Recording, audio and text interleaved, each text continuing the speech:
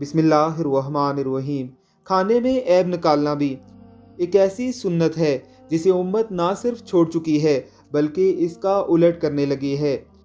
सैयदना अबू हुरैरा रज़ी अल्लाह ताला अन्हो से रवायत है, उन्होंने कहा कि रसूलुल्लाह सल्लल्लाहु अलैहि वसल्लम ने कभी किसी खाने में ऐब नहीं निकाला।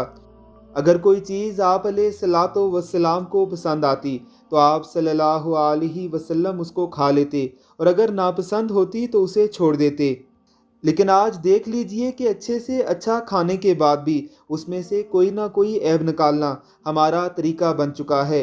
किसी शादी का खाना हो या किसी जनाजे के बाद दिया जाने वाला खाना, हम हमेशा उसमें से ऐब निकाल कर ही खाते हैं।